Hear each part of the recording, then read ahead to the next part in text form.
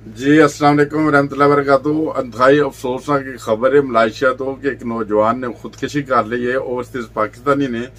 ते ਅਸੀਂ ਮਲਾਈਸ਼ੀਆ जी राबता करने ਸਾਡੇ ਨਾਲ अहमद अली साहब ने ते ਉਹਨਾਂ ਨਾਲ ਗੱਲਬਾਤ ਕਰਨੇ। अस्सलाम वालेकुम रहमतुल्लाहि व बरकातुहू। जी अस्सलाम वालेकुम वालेकुम अस्सलाम रहमतुल्लाहि व बरकातुहू। हाँ जी अहमद अली साहब की हाल ਤੁਹਾਡਾ?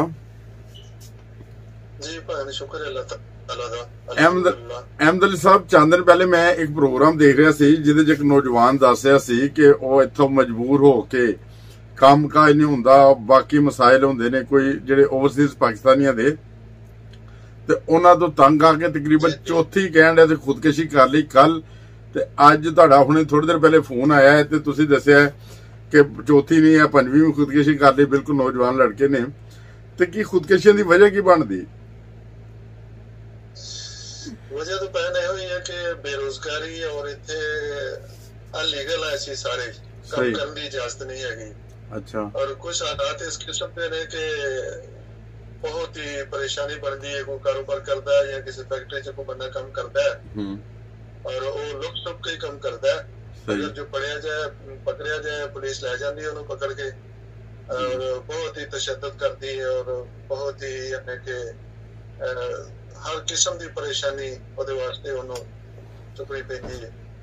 ਮਜਬੂਰ ਹੋ ਜਾਂਦਾ ਹਰ ਪਾਸੋਂ ਹੀ।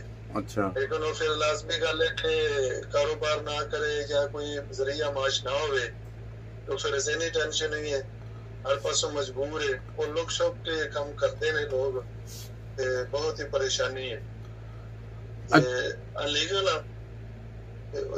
होने की सूरत विच भी यही है कि पिछे भी असी या ਜਿਹੜੇ ਵੀ ਪਾਕਿਸਤਾਨ ਤੋਂ ਲੋਕ ਆਏ ਨੇ ਮੁਸੀਬਤਾਂ ਜਾਂ ਪਰੇਸ਼ਾਨੀਆਂ ਦੀ ਵਜ੍ਹਾ ਨਾਲ, ਤੇ ਉਹ ਇਹੋ ਹੀ ਬੇਰੋਜ਼ਗਾਰੀ ਹੈ ਔਰ ਬੇਰੁਜ਼ਗਾਰੀ ਵਜ੍ਹਾ ਨਾਲ ਇਹ ਸਾਰਾ ਮਸਲਾ ਬਣ ਰਿਹਾ। ਆਖਰ ਉਹ ਪਿੱਛੇ ਜਿਹੜੇ ਵਾਲਿदैन ਨੇ ਉਹਨਾਂ ਨੂੰ ਵੀ ਖਰਚਾ ਚਾਹੀਦਾ ਜਾਂ ਜਿਹੜੇ ਕੋਈ ਪੈਸੇ ਜਿਨ੍ਹਾਂ ਕੋਲ ਲੈ ਲੂ ਕੇ ਕਰਜ਼ਾ ਚੁੱਕ ਕੇ ਆਏ ਨੇ ਉਹ ਪਿੱਛੇ ਲਾਜ਼ਮੀ ਗੱਲ ਉਹਨਾਂ ਨੇ ਪੈਸੇ ਮੰਗਣੇ ਨੇ। ਸਹੀ। ਤੇ ਉਹ ਫਿਰ ਨਹੀਂ ਦਿੰਦੇ ਉਹਨਾਂ ਦੇ ਵਾਲਿदैन ਨੂੰ। ਫਿਰ ਕੁਛ ਦਿਨ ਅਗਰ ਜਿੰਨਾ ਲੈਣੇ ਨੇ ਉਹਨਾਂ ਨੇ ਫਿਰ ਲੈਣੇ ਹੀ ਲੈਣੇ ਨੇ ਨਾ। ਸਹੀ ਵਾਅਦਾ ਕੀਤਾ ਹੁੰਦਾ ਕਿ ਅਸੀਂ 6 ਮਹੀਨੇ ਸਾਲ ਚ ਦੇ ਦਾਂਗੇ। ਤੇ ਅੱਛਾ ਮੈਨੂੰ ਇਹ ਦੱਸੋ ਕਿ ਮਲਾਈਸ਼ੀਆ ਜਦੋਂ ਲੋਕੀ ਆਉਂਦੇ ਨੇ ਜਿਹੜੇ ਰਿਫਿਊਜੀ ਆਉਂਦੇ ਨੇ ਜਿਵੇਂ ਤੁਸੀਂ ਆਏ ਹੋ ਉੱਥੇ, ਤੁਹਾਨੂੰ ਉੱਥੇ ਕੰਮ-ਕੁਮ ਕਰਨ ਦੀ ਇਜਾਜ਼ਤ ਹੁੰਦੀ ਹੈ ਕਾਨੂੰਨੀ ਤੌਰ ਤੇ? ਜੀ ਜੀ ਨਹੀਂ, ਕੰਮ ਕਰਨ ਦੀ ਇਜਾਜ਼ਤ ਨਹੀਂ ਹੈਗੀ ਇੱਥੇ। ਅੱਛਾ। ਪਿੱਛੇ ਕਰਦਾ ਵੀ ਹੈ ਜੀ, ਉਹ ਵੀ ਲੁਕ ਛੁਪ ਕੇ ਔਰ ਕੋਈ ਕਿਸੇ ਕਿਸਮ ਦਾ ਸਹੂਲਤ ਨਹੀਂ ਹੈਗੀ। ਲੋਕ ਛੁਪ ਕੇ ਕਰਦੇ ਨੇ ਜਿਹੜੇ ਕਰਦੇ ਨੇ ਮਾੜਾ ਮੋਟਾ। ਬਹਰਹਾਲ ਉਹ ਵੀ ਇਸ ਤਰ੍ਹਾਂ ਹੀ ਸਮਝ ਲਓ ਕਿ ਜਿਸ ਤਰ੍ਹਾਂ ਕੋਈ ਚੋਰ ਵਾਲਾ ਹਿਸਾਬ ਹੈ, ਉਹੀ ਹਿਸਾਬ ਇੱਥੇ ਹਰ ਟਾਈਮ ਡਰ ਕੇ ਬਹੁਤ ਪਰੇਸ਼ਾਨੀ ਬਣੀ ਹੋਈ ਹੈ। ज़हनी टेंशन बहुत है।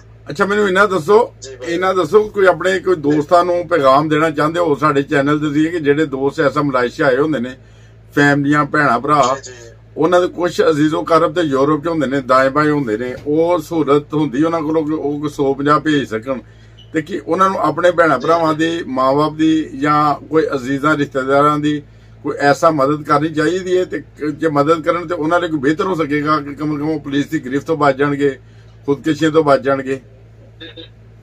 ਜੀ ਜੀ ਜ਼ਾਹਿਰ ਹੈ ਵੀ ਅਗਰ ਜੇ ਉਹਨਾਂ ਦੀ ਇਸ ਕਿਸਮ ਦੀ ਹੈਲਪ ਕੀਤੀ ਜਾਏ ਔਰ ਪਰੇਸ਼ਾਨੀ ਤੋਂ ਬਚ ਸਕਦੇ ਨੇ।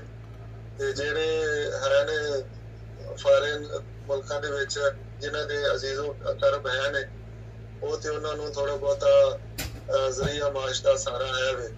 ਤੇ ਜਿਨ੍ਹਾਂ ਦਾ ਵਿਚਾਰਿਆਂ ਦਾ ਕੁਛ ਵੀ ਨਹੀਂ ਹੈਗਾ ਸਵਾਏ ਇਸ ਤੋਂ ਕਿ ਉਹ ਖੁਦ ਇੱਥੇ ਪੂਰਾ ਥੋੜਾ ਬਹੁਤਾ ਚੋਰੀ ਚੱਪੀ ਕਰਕੇ ਗੁਜ਼ਾਰਾ ਕਰਨ, ਉਹਨਾਂ ਵਾਸਤੇ ਬਹੁਤ ਪਰੇਸ਼ਾਨੀਆਂ ਨੇ।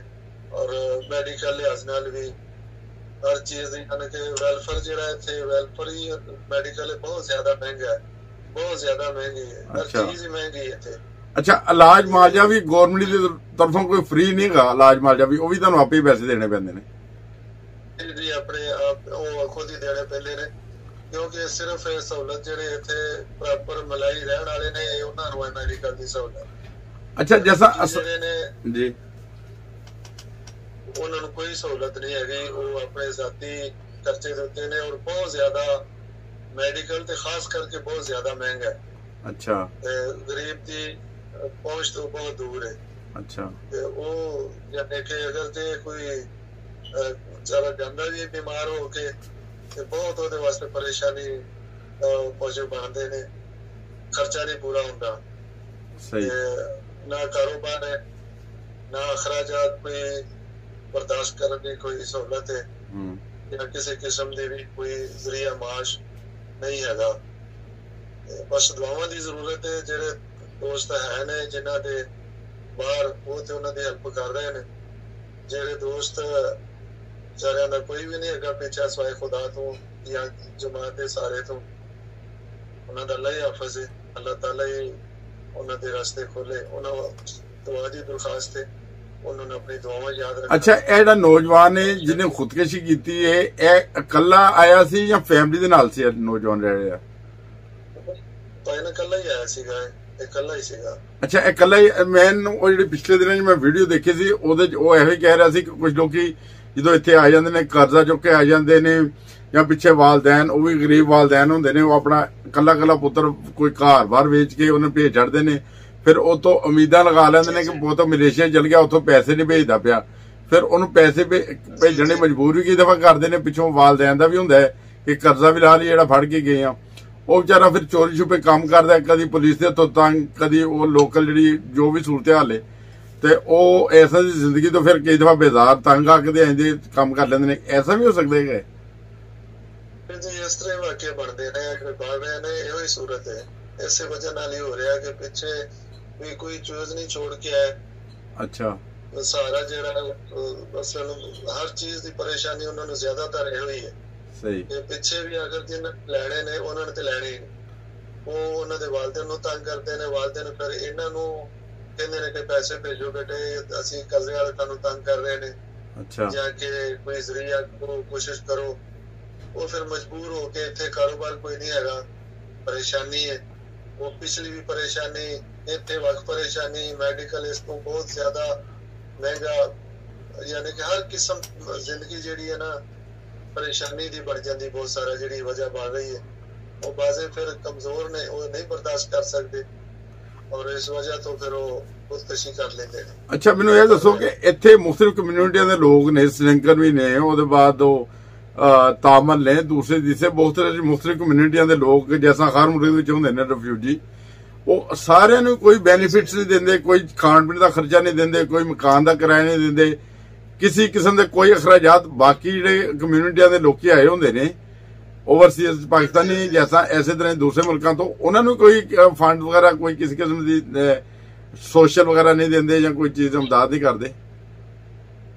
ਨਹੀਂ, ਉਹਨਾਂ ਨੂੰ ਕਾਫੀ ਹੱਦ ਤੱਕ ਸਹੂਲਤਾਂ ਪੈਣ ਮੈਡੀਕਲ ਦੀਆਂ ਹੈ ਨੇ। ਅੱਛਾ, ਔਰ ਉਹਨਾਂ ਨੂੰ ਜਿਹੜੇ ਰਿਫਿਊਜੀ ਨੇ, ਜਿਨ੍ਹਾਂ ਨੇ ਸਮਝ ਲਓ ਕਿ ਬਰਮਾ ਤੋਂ ਜਿਹੜੇ ਆਏ ਹੋਏ ਨੇ, ਉਹਨਾਂ ਨੇ ਵੀ ਯੂਐਨ ਦੇ ਵਿੱਚ ਕੇਸ ਕੀਤੇ ਨੇ, ਉਹਨਾਂ ਨੂੰ ਇਹ ਸਹੂਲਤਾਂ ਹੈ ਨੇ। ਯੂਐਨ ਉਹਨਾਂ ਨੂੰ ਪੂਰਾ ਖਰਚਾ ਦੇ ਰਹੀ ਹੈ। ਸਹੀ, ਉਹਨਾਂ ਦੀ ਕਿਸੇ ਕੋਈ ਨਹੀਂ ਹੈਗੀ।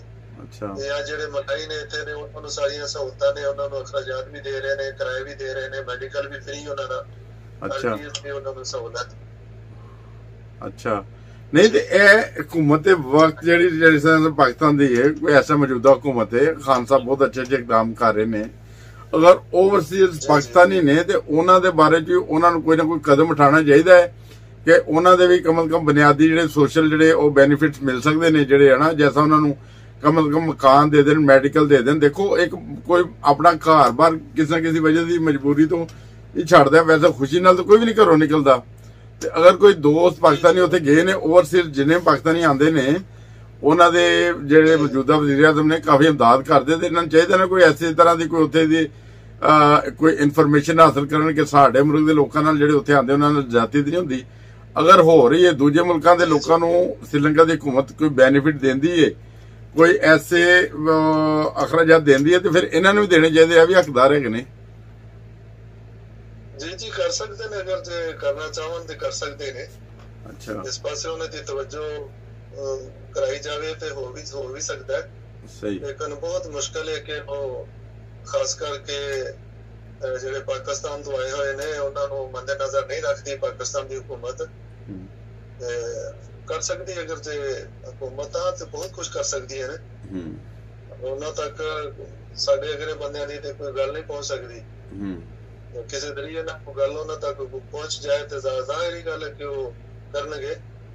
ਔਰ ਉਹਨਾਂ ਦੀ ਜ਼ਿੰਮੇਵਾਰੀ ਵੀ ਬਣਦੀ ਹੈ ਸਹੀ ਕਿ ਸਾਡੇ ਪਾਕਿਸਤਾਨੀ ਜਿਸ ਜਗ੍ਹਾ ਤੇ ਹੈ ਨੇ ਔਰ ਉਹਨਾਂ ਨੂੰ ਤਹਫ਼ੁਜ਼ ਦੇਣਾ ਜਾਂ ਉਹਨਾਂ ਦੀ ਹਰ ਕਿਸਮ ਦੀ ਸਹੂਲਤ ਉਹਨਾਂ ਵਾਸਤੇ ਮੁਹੱਈਆ ਕਰਨੀ ਤੇ ਲਾਜ਼ਮੀ ਗੱਲ ਹੈ ਕਿ ਉਹਨਾਂ ਤੱਕ ਪਹੁੰਚਾਈ ਜਾਏ।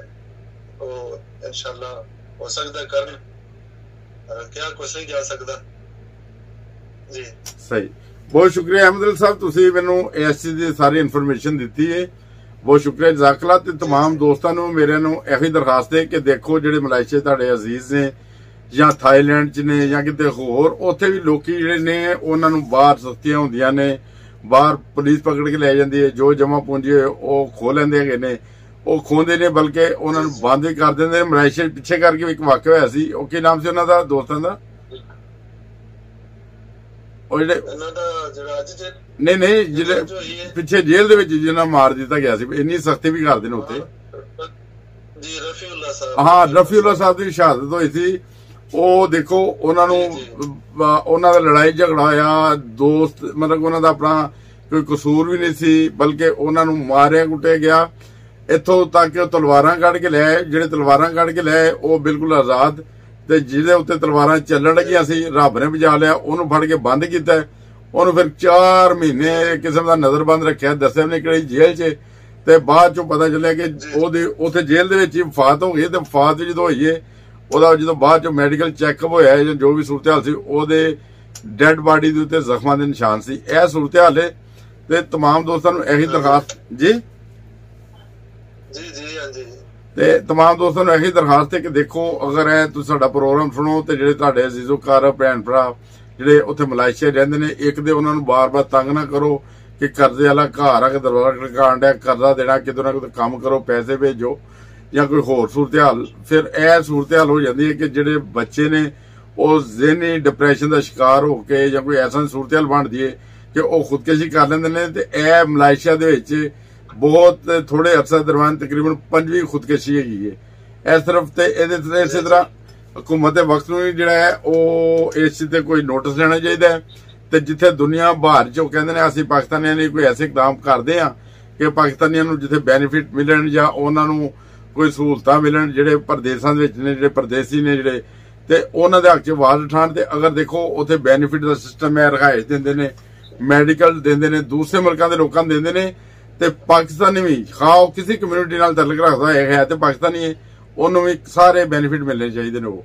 ਤੇ ਬਹੁਤ ਸ਼ੁਕਰੀਆ ਜਜ਼ਾਕੱਲਾ, ਤੁਸੀਂ ਅੱਜ ਸਾਡੇ ਪ੍ਰੋਗਰਾਮ 'ਚ ਆਏ ਤੇ ਸਾਨੂੰ ਤੁਸੀਂ ਦੱਸਿਆ ਤਾਰਾ ਦਿਨ ਇਨਫੋਰਮੇਸ਼ਨ ਦਾ ਦਿੱਤੀ ਹੈ ਕਿ ਇੱਕ ਨੌਜਵਾਨ ਹੋਰ ਲੜਕੇ ਨੇ ਖੁਦਕੁਸ਼ੀ ਕਰ ਲਈ ਹੈ।